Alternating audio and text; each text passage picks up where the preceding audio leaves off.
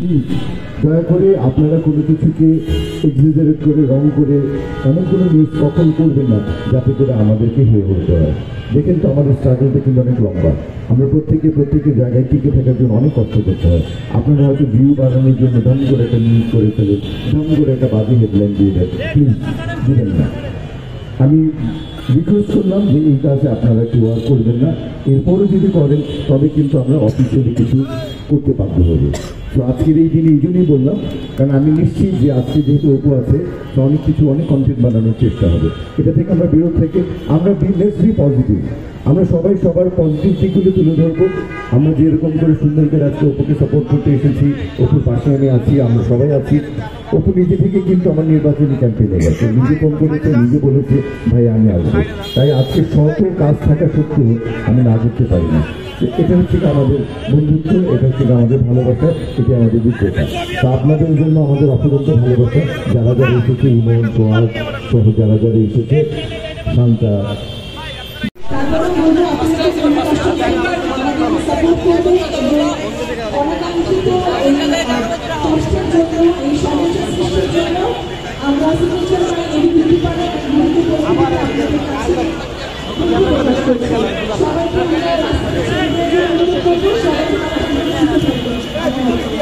Selfie উঠে গেছে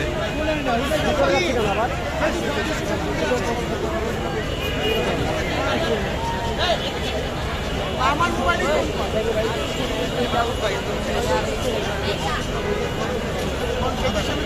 আর বলবো না,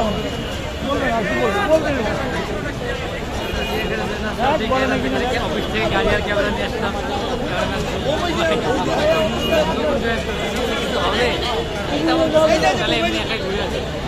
উপরে যাবে না ভাই, শেষ খতম।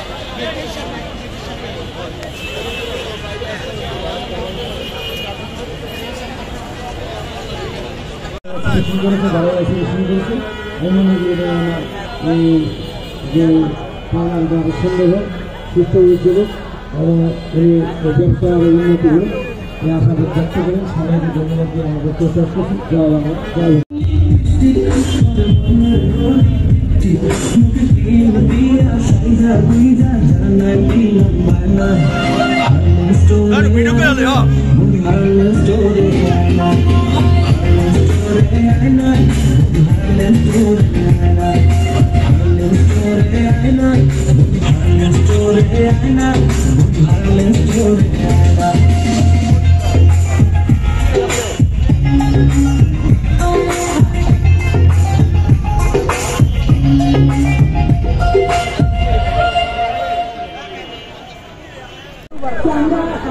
আমি খুব বেশি কথা বলতে চাই না, আমরা এক এক করে আমাদের মাননীয় প্রধানমন্ত্রীর কাছ থেকে কথা শুনবো।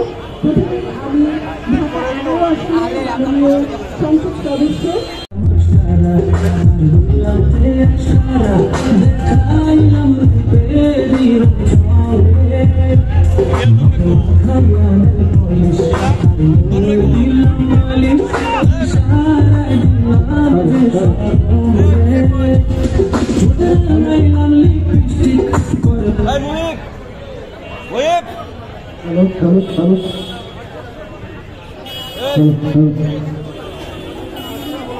মাথা মতো না করতে হয়, একটু এগিয়ে যাক, তবুই পথ চলা সুন্দর হোক।